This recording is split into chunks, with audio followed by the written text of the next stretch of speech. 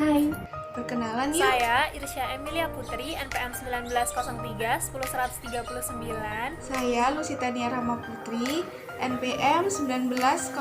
saya Anastasia Rosari Yunita JJ dengan NPM 19041. Kami dari Paralel A, Grup E, sesi A3 di video kali ini kami akan menjelaskan tentang praktikum mikrobiologi, pengantar teknik kimia 2. Untuk modul ketiga yaitu fermentasi asam cuka.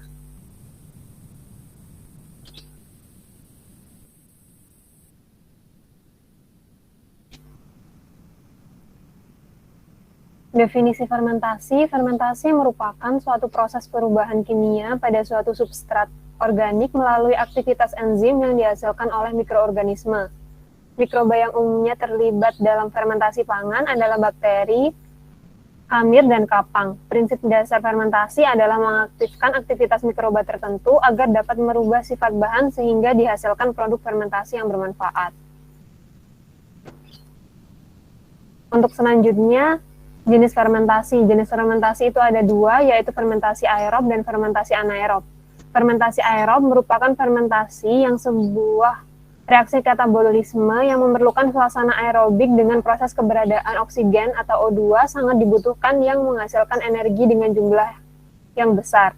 Yang kedua ada fermentasi anaerob yang merupakan fermentasi yang tidak membutuhkan adanya oksigen karena beberapa mikroba dapat mencerna bahan energi tanpa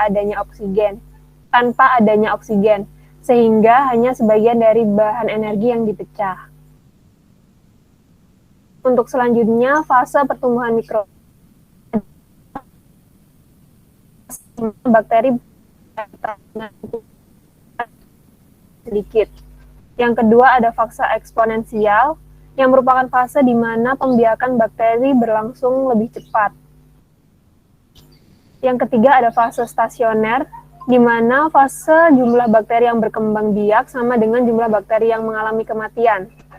Dan yang terakhir ada fase kematian, yang merupakan fase di mana jumlah bakteri yang mati semakin banyak melebihi jumlah bakteri yang berkembang biak. Untuk selanjutnya akan dilanjutkan oleh rekan saya.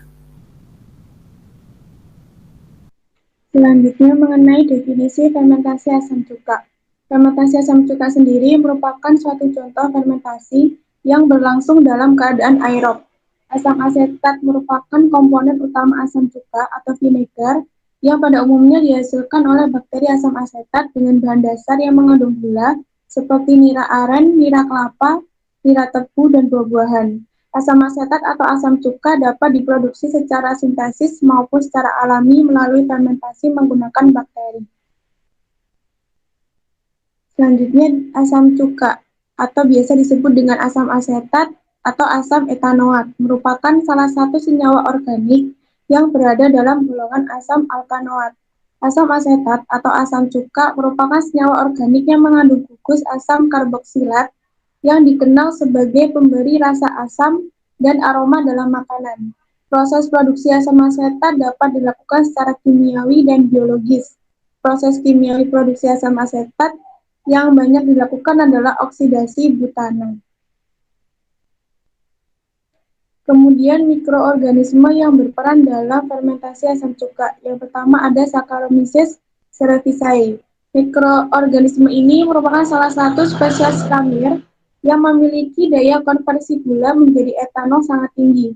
Mikroba ini biasanya dikenal dengan Baker's yeast dan metabolismenya telah dipelajari dengan baik. Produk metabolit utama adalah etanol, CO2, dan air, sedangkan beberapa produk lain dihasilkan dalam jumlah sedikit. Khamir ini bersifat fakultatif anaerobik. Kemudian ada Acetobacter aceti. Mikroorganisme ini merupakan sebuah genus bakteri penghasil asam asetat, ditandai dengan kemampuannya mengubah etanol atau alkohol menjadi asam asetat atau asam cuka dengan bantuan udara. Ada beberapa bakteri dari golongan lain yang mampu menghasilkan asam asetat dalam kondisi tertentu. Bakteri ini biasanya terdapat pada fermentasi aerob. Selanjutnya akan dijelaskan oleh partner saya. Baik, yang selanjutnya mengenai reaksi yang terjadi pada saat proses fermentasi. Pada fermentasi ini ada dua reaksi yang terjadi. Yang pertama, fermentasi pembentukan alkohol dengan yeast Saccharomyces cerevisiae, yaitu adalah glukosa itu terbentuk dari alkohol dan juga karbon dioksida. Selanjutnya, untuk fermentasi perubahan alkohol menjadi asam asetat dengan air dengan bantuan bakteri Acetobacter aceti.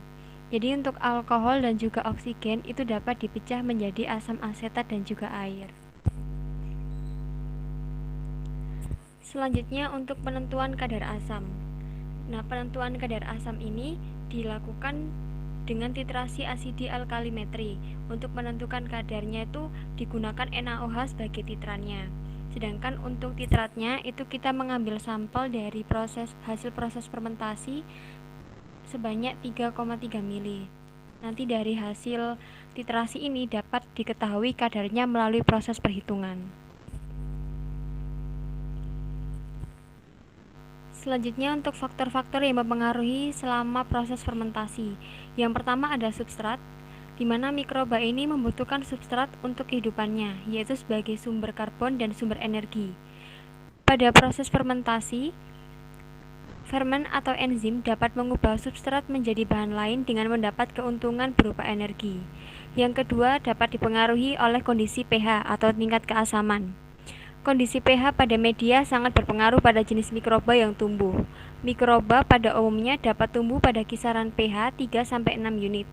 Kebanyakan mikroba dipengaruhi oleh pH optimum yang menyebabkan pertumbuhannya juga menjadi optimum. Faktor yang ketiga yaitu ada temperatur. Daya tahan mikroba juga dapat dipengaruhi oleh temperatur pada lingkungan sekitarnya. Juga jenis mikroba sendiri ada yang termasuk ke dalam termofilik, yaitu mikroba yang dapat tahan terhadap suhu tinggi. Juga ada yang mikroba yang tidak tahan terhadap suhu tinggi. Selanjutnya, faktor yang terakhir adalah oksigen.